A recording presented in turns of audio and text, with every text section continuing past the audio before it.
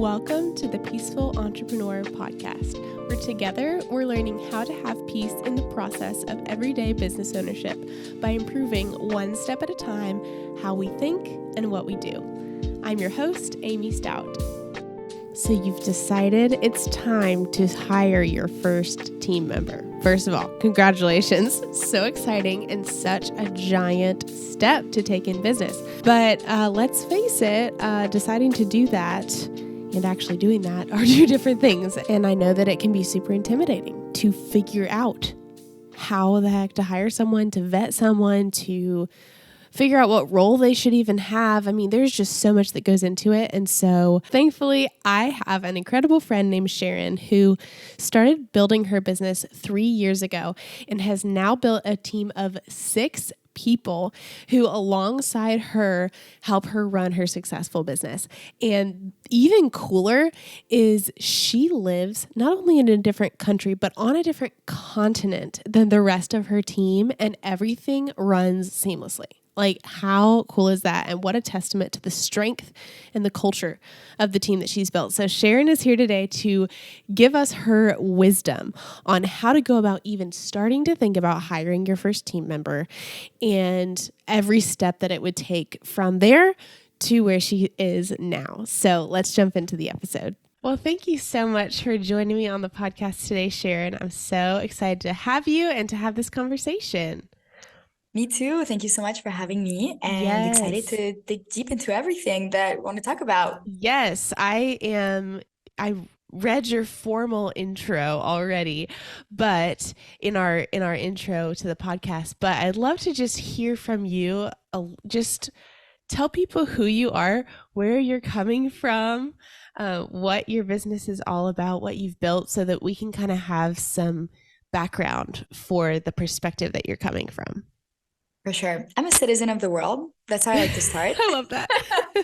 No, I'm messing around. So my name is SHARON. I was born in Paris and grew up in Canada, in Montreal. And all my life, I've been a creative. I've always loved drawing, photography, journalism, meeting people, interviewing. It's funny because when I look back at how I was as a child and how my parents even, filmed me and recorded me be like on camera, I really understand now. Okay, it makes sense. What I'm doing today, this makes sense. So yeah, I grew up in a very creative environment. My mom is an artist, and both my parents really encouraged me to always, follow my dreams and do what I love mostly. So that was really nice. And I did my studies in studio art. So that was a lot of journalism, communication, kind of overviewing a lot of arts. Everything in the art department. And then at 19, I left to Tel Aviv to study communications and marketing. So that was a really big move. I guess looking back at it, it does sound, so crazy to go move aside across the world at 19 years old. But back then it really felt like normal to me. So I followed my gut, and that's what I always like to go for. So it led me to where I am today, which I'm really happy with. And I stayed 3 years there. I had a travel blog. The travel blog got a lot of attraction, a lot of engagement, really made me network and meet a lot of really, really cool people here.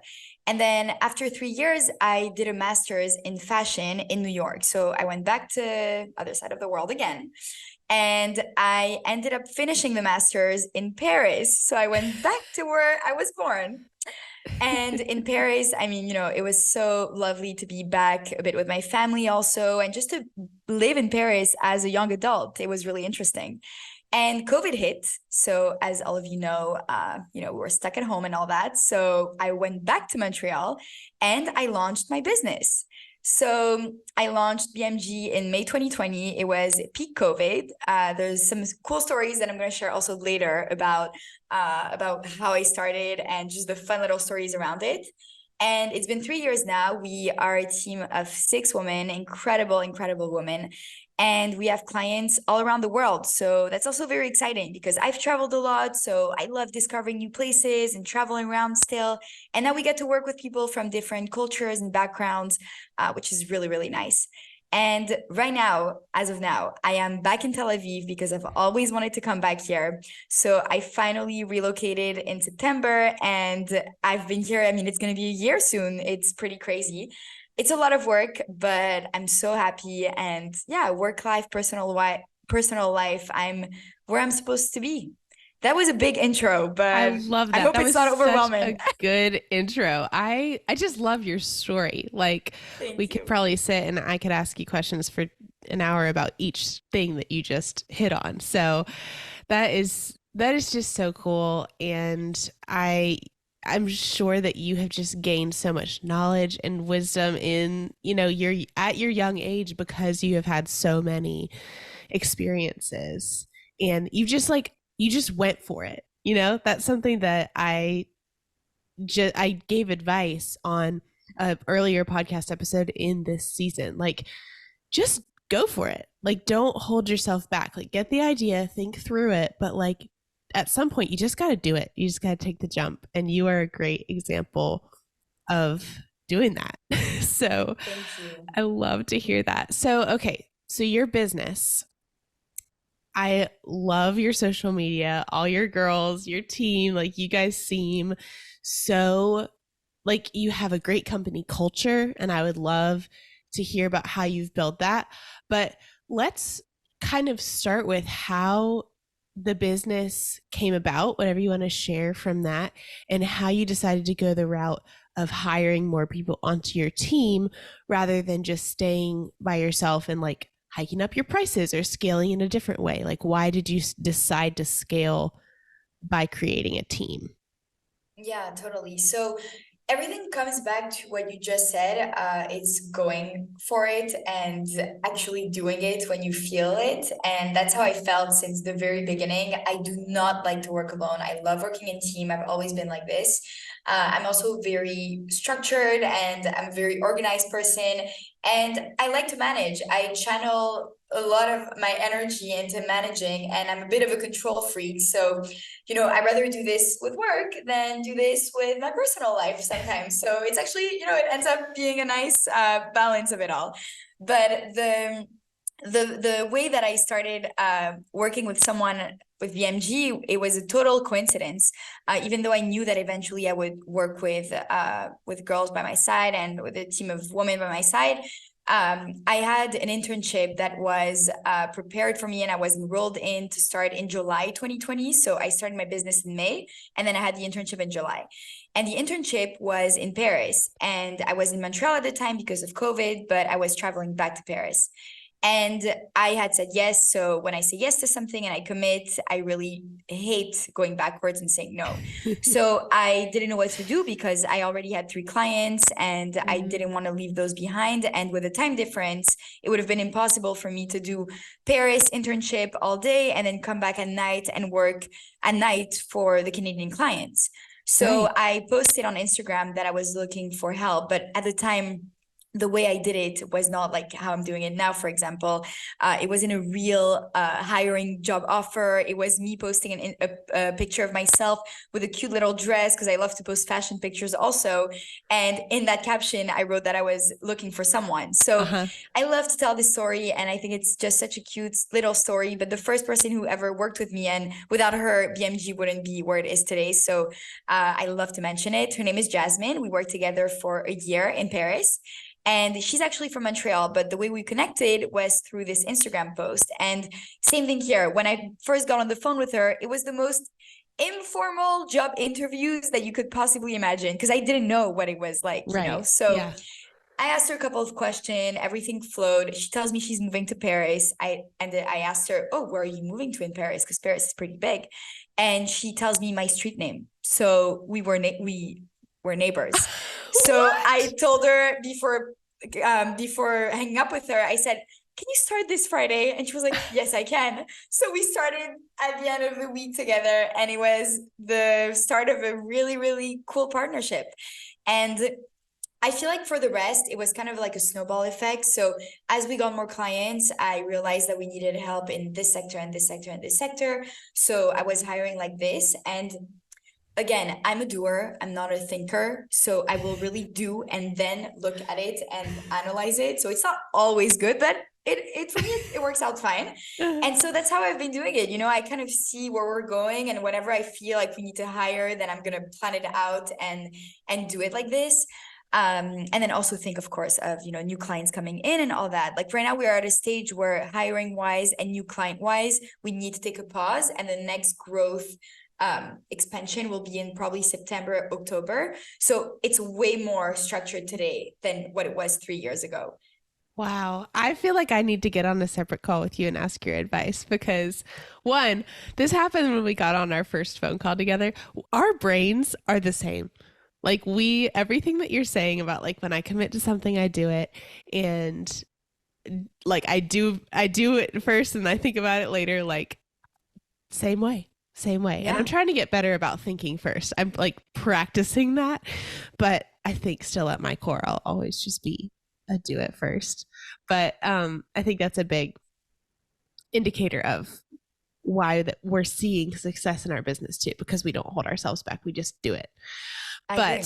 But I love that story, and I love that there's an evolution over time of like, okay, we do things, we experience it, and then we make it a little bit better the next time and make it a little bit better the next time. And now you're saying 3 years later, you've got like this system in place. Yeah, so that's the thing. I feel like for entrepreneurs, it's so hard to see it in perspective sometimes because you're so into it and it's your business. So you also feel like you're doing something wrong, or this is not going the right way, or you would want to change or fix something.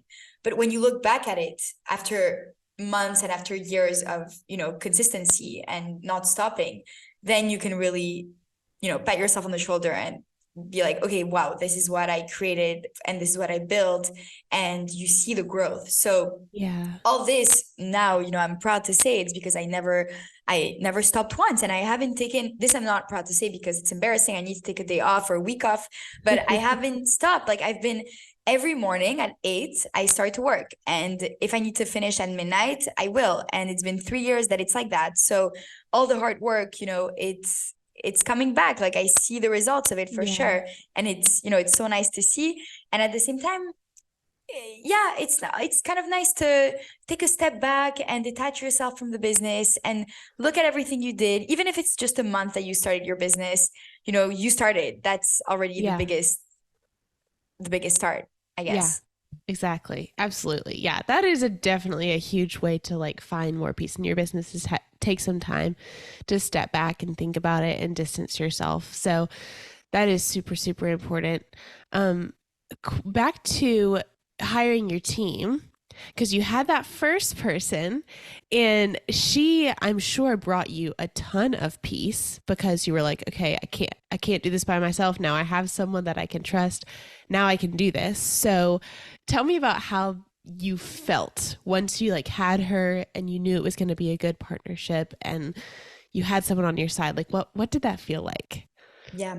So the first year was really growing the business and even seeing actually if there is a business to scale and to, Yeah. that's sustainable. So Yeah. I was doing everything with her. So I was still doing a lot of social media work myself, and, client calls, invoicing, all of that. I was doing more of the business side, but also a lot of social media still. And I feel like as it evolved, the feeling that it brought to me, of course, building a team, is that honestly, one of the things is that I can count on people, and that's really nice to know that I can trust the girls that I work with and that they, have everything under control. When I took my first day off in 3 years last Friday, I was okay. I didn't work, but I was checking a bit of, what's happening on Slack and on just the WhatsApp chats with my clients, and they're killing it. They're killing it. I have no other words or no other Yeah. ways to say it. And it's such a nice feeling because I train them and other past employees train them. Yeah. And so you can see that it's the tunnel of, everything that the people before them learned. And it's really passed on in a really beautiful way and passionate way. And you really feel the love within the team also. So we have so much fun at work, even though we're like on Slack and on Zoom because I'm not physically in Montreal. We're Right. always laughing. We're always joking around and at the same time working really, really hard. And I wouldn't want to have it any other way because yes, I can trust them, and professionally speaking, they are so professional and so here for it. But at the same time, I want to have this friendship vibe in the company, because Yeah. I don't want them to just go to work and tell themselves, oh, I'm going, it's work, and then after work I'm going to start living my life again. I want Yeah. them to go to work and have fun and enjoy, and feel the good vibes that the company can bring out in them. Yeah. I feel the same way. I love that so much. So tell me about how you have built that, because I know that that's been maybe subconscious at the beginning, because that's just like something that you care about, but it has maybe become intentional, or maybe it was intentional from the beginning. But how did you build that culture? Because that's very impressive. That's not easy. It's not common. So I'm sure you have a lot of like wisdom on that. I actually learned a lot from working with clients who had a big team, because I was working with clients who had a really, really good company culture. And I felt very close to everyone within that company. So it's funny, because they were clients, and it wasn't like I worked in a corporate job and found that. It was really while working at BMG myself. So Yeah. for example, every Wednesday we have weekly team meetings, and in that team meetings, it's not just, what we are working on or what we're doing at work. We also talk about how we're feeling this week. So we really just express like actual feelings. And Good. then we also put a little mood with a little cartoon characters that we feel best represents us.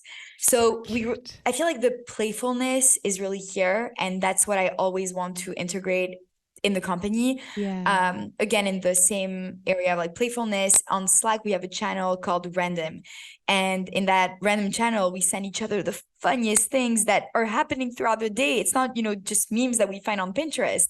Yeah. So I want to accentuate on that, because sometimes we get so hooked on the work that we need to do that we forget to literally just breathe and remember that it could be light also.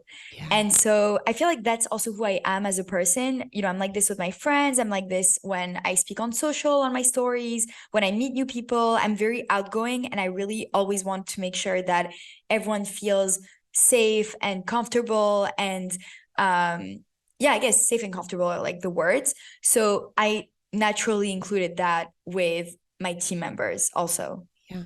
I love that. That is so valuable. And I know that the girls who are working for you just appreciate it so much. And I'm sure that it like incentivizes people who are working with you to stay, because it's such a good Yeah. environment. So it's like this good cycle of like feeds Yeah. back into each other. So it's even in the language that I use, for example. So I never say that people work for me. I say that they work with me. Even when Yes. I share it on social media, and it's not even to, put it in like a humble way of, oh, I don't want to call myself a CEO or a boss and all that. It's because first of all, I don't feel like a boss. I feel more like a leader. And that's also two different terms that are so important. And, I'm not just like bossing people around. I feel like I'm leading my team, Yeah. which is so important. And then even when we, let's say, write messages to our clients, or even between us, I never want them to use like I want them to use we. So it's like we're Yeah. really working together.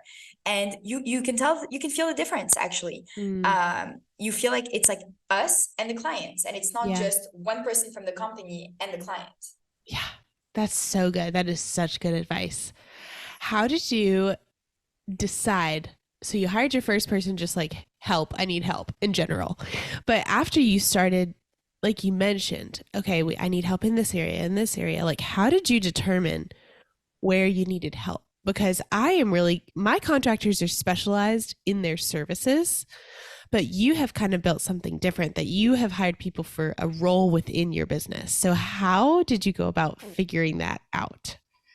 Right. So the priority are always the clients, at least, as in like social media agencies. So first I needed to look at number of clients and number of people, contractors working for the clients.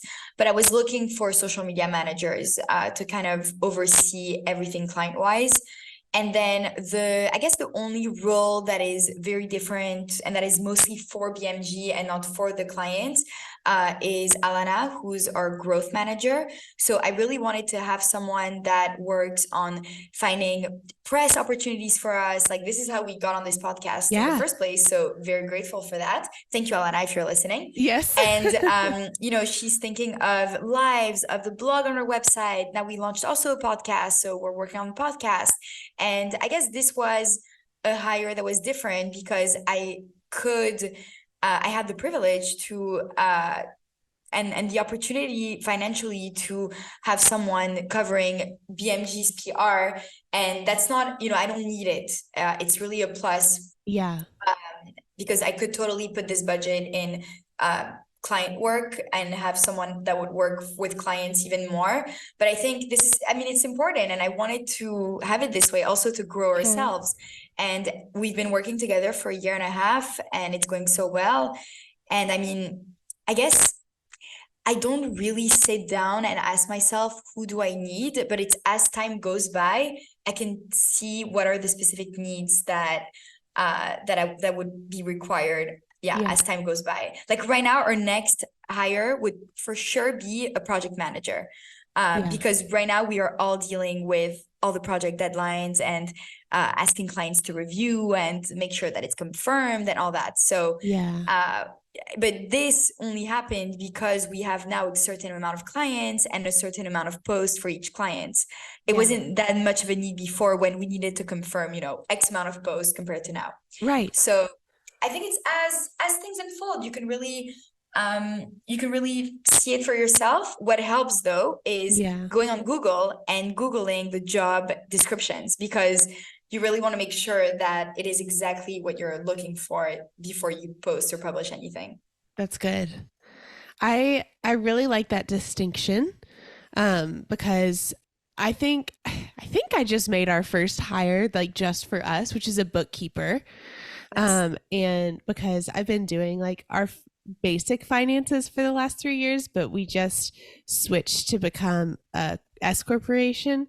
And so now we need all of this other stuff that I'm like, okay, that's over my head. This is where I draw the line. Yes. We're hiring somebody. And I think that our next hire would be kind of like a project manager as well. And I don't know if that person would also do marketing, but that would be cool because I'm kind of doing both, like marketing and project management. Congratulations, though. That's exciting. Thank you. But I have to wait till we get to the point of like financially it making sense to do so, because it is like a different mindset financially.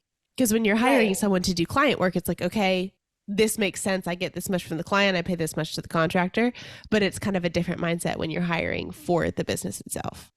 For sure. And I think that, it's for sure, it's always a worry in the back of my mind, because if, let's say tomorrow there's 3 clients that stop working with us, I wouldn't have financially, I would, because there's a treasury today, but it would be crazy to pay contractors, and I don't want to just let go of my team. So they keep me on my feet also to be on the lookout always for new clients, because I don't want to let anyone down. And thankfully it hasn't happened. We've been good. And that's because I also plan in advance. So now I'm going to really check in with the clients to see if they want to stay after 3 months. And if not, then, look out for new people and always be on the lookout for new clients, basically. Yes, I was going to ask. So now that you've got your contract or your people who are doing your client work, now you've got your person doing your PR. So what has that kind of made your role? What are you focused on in this stage?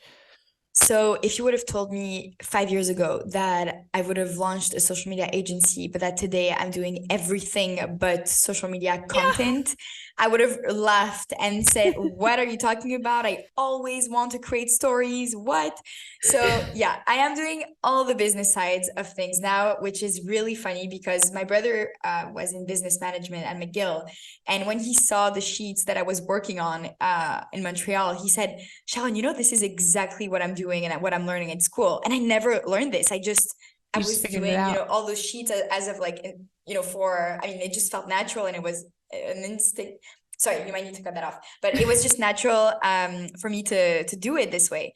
So Yeah, I feel like now I'm working on all the hiring, I'm managing, I'm reviewing all the content, I'm confirming, I'm doing all the client calls, the sales calls, all the accountability. So invoices, proposals, contracts, it's a lot of work. Yeah. Sometimes I wish I could go back to just creating stories, but I still create them sometimes, Yeah. occasionally, but it's mostly my vision that goes into like the team's creation. So, I feel like I'm Yeah. always there in a way, but they mostly do all of the work. Yeah. Yeah. I mean, For you them. are still the foundation and still what the motor that is keeping everything running, but you're not doing as much of the execution. Exactly. So Yeah. it's kind of nice to see, to be able to take a step back for social media itself and just being able to confirm and edit and not creating it from scratch. Yeah. It was nice because I learned how to delegate, and I Yeah. learned that even if I'm not in control, then everything is still running very smoothly. Yeah. And you should have seen me the first week when I realized that I didn't have time to create stories and I fully passed it on. I was unwell. I was like, what am I doing with my life? Like, I need to create content.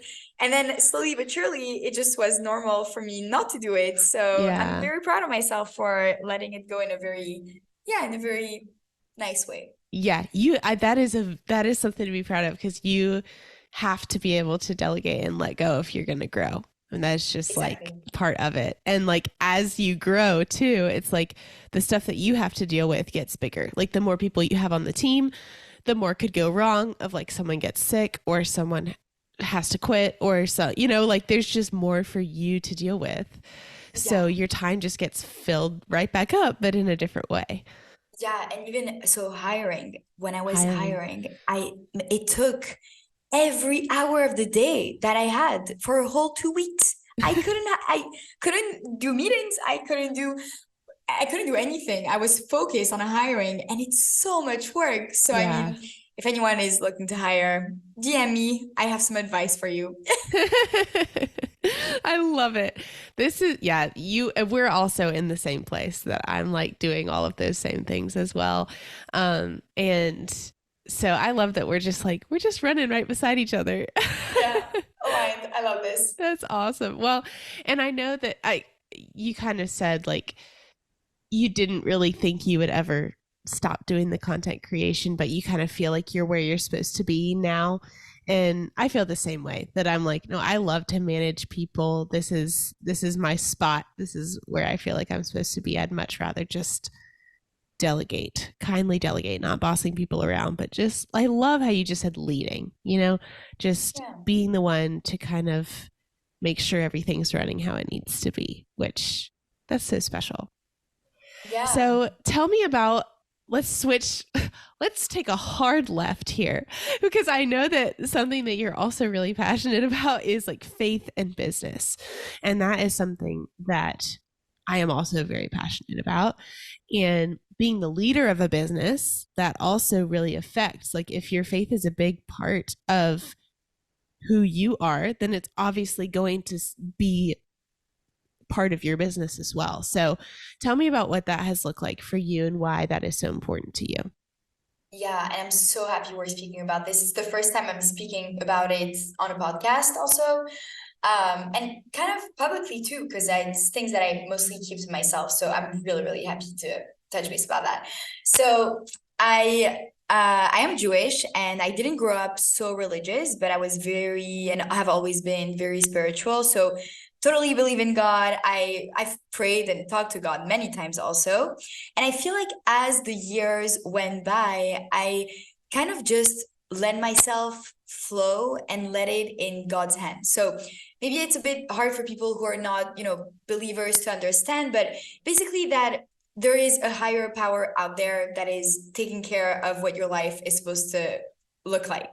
And Yeah. I feel like the second you put this out there and you actually just let go and you don't force things happen and things come your way the way that it's Yeah. supposed to be, and you have no expectations, you're not controlling, you are completely surrendering, and that helps so much. So of course it helps for my business because there's many times where I was so stressed out about losing clients or not getting enough clients or just something happening within the team. I'll tell you this crazy story actually that happened. And honestly, it was in God's hands. And if it wasn't, I mean, things wouldn't be what it is today once again. Yeah. So I'm right there with you. Like once we we're realize the that we're same. not in control, everything like it's scary, but it's also it even brings you more peace because you're like, okay, I don't have to like be the one handling everything. Like the weight of the world does not fall on my shoulders. God already has that.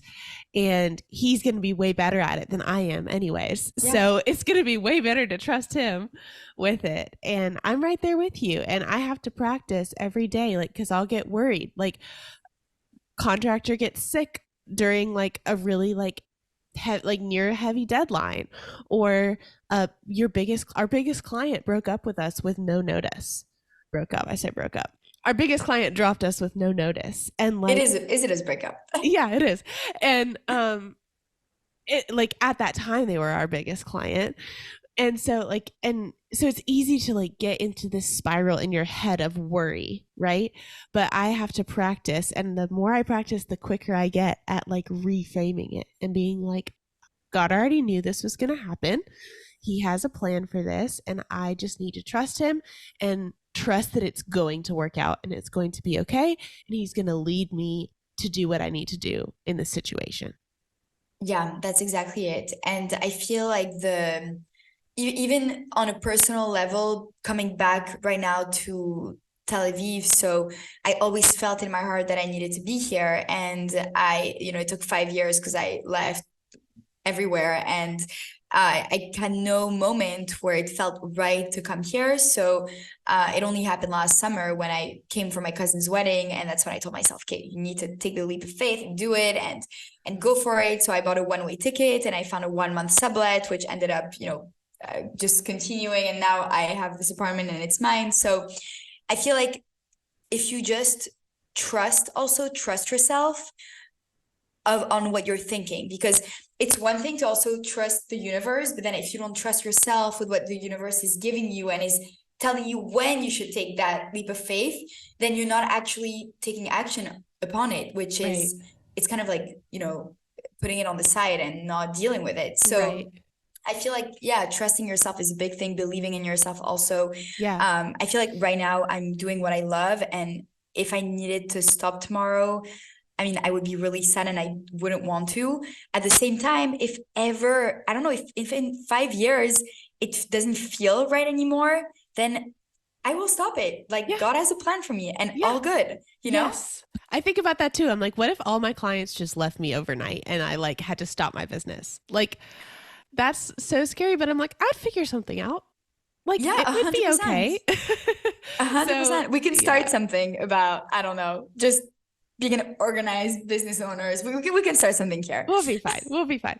But yeah, absolutely. Like, trusting yourself is part of trusting God, because you have to trust that he is equipping you and giving you exactly what you need to do. And you're right. Like, you got to kind of trust that, like, no, like, and have confidence in a humble way, I think is like a good way to think about it. Cause it's like, no, I have confidence that like God is leading me and he's going to do what he wants to do. And if I just follow where he leads, I'll be good and things will be fine. And it's if you're not in a good headspace, it's hard to get there. But that is honestly like the best thing that you can do for yourself is like trusting God that he has the ultimate control and best plan, and he knows more than we ever will. So even the things that like don't seem like the right thing to happen are, because he knows the Mm-hmm. bigger picture of things. And so the best thing we can do is trust that he knows what's best and that he is telling us what is best, and like trust that and act in it, because like you Yeah. said, like it's our responsibility to act and to do it and to follow that leading.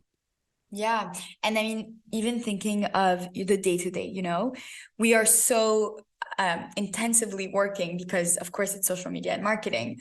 But if you take a step back just during the day and you close your eyes and you tell yourself, okay, whatever is supposed to happen today, will happen and will like unfold. And at the end, Yeah. everything will be okay. But, even if there's things that are unexpected, like Yeah. it's out of my control. Yeah. This feels already so much better. It's like a weight off your shoulder. So, Yes. I mean, it's hard to remember it every day. It takes a lot of practice, but I have Post-its on my computer and in my notebooks and in my It's good. walls about It's this. good. So I feel like for anyone that needs to have a reminder of it, if you Yeah. put down Post-its a bit of everywhere where you're usually looking, while you're working, it sticks in your brain afterwards. And it's kind of like an automatism in your mind. Yes, absolutely. And I think that this advice can go for anybody in life, but especially if you're a business owner.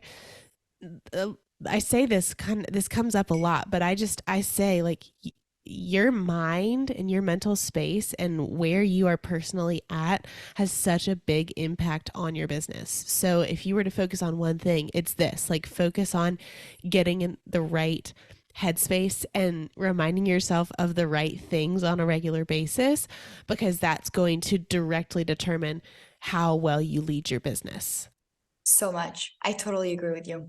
Yeah. This has been so good. Like, so many good nuggets. I think people who are listening, who are wanting to build a business or in the process, like we are, of building a business, can just draw so much wisdom from what you've had to say. So thank you for being on today, Sharon. Yeah, thank you. And I feel like we never stop growing and learning. Yeah. And I feel like the key point also is just to have fun with it, because if not, then yeah, what's the point of it? Why? I know. So yeah, you want just to have fun with it. enjoy, like you said, like enjoy what you're doing day to day. Like my contractors probably like, they kind of tease me. They're like, you always are checking in on how I'm doing and like where my capacity is. But I'm like, hey, I just want to make sure you're happy. Like, I just want to make sure you're good. And yeah, like what are we doing if we're not enjoying our day to day? I'm right there with you. No, yeah. It's I too love that. important. Like enjoying life really to the fullest. It is. I feel like, so my last question to all of my podcast guests is, what is bringing you peace right now? And I think that we've already probably talked about 5 things, 10 things that are bringing you peace right now. But in this moment, you can share personal life or something within your business. What is bringing you peace? So I feel like there's 2 things, but they kind of go hand in hand. So I feel like what's bringing me peace is that I am fully always trusting myself. So I really go for what I feel like right away. I don't wait. I don't second guess. If I feel it in my gut, I act upon it. And it goes hand in hand with, it's a bit more of a personal story, but I recently ended a relationship because it just didn't feel right. And, it was hard, but I just followed my gut and I feel so much better now and so much happier. And I can see the impact that it has also on my business. So it's exactly what you said. When it's in one part of your life, it goes hand in hand, and then it impacts other, things of your life too. I feel like the biggest like takeaway from feeling at peace for me is just trusting myself and following my instinct. And I've always been super good at that.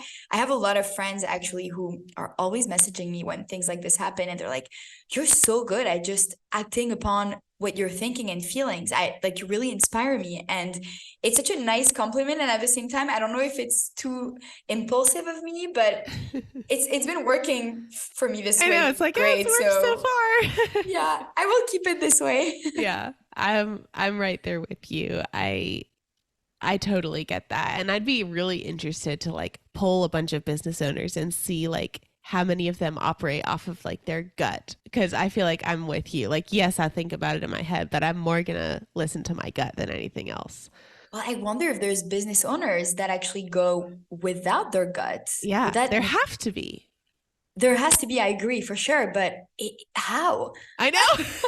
I'm so curious to know how the mind would work, because how can you, for me, it seems impossible, but you're right. It probably does exist, to do things and you're still not feeling it. So I'm curious. Yeah. I'm sure they just operate very differently than we would, but I'm sure it works as well. So, I mean, if you're listening to this and you're a more logical, strategic, not gut centered business owner, let us know, because we're curious.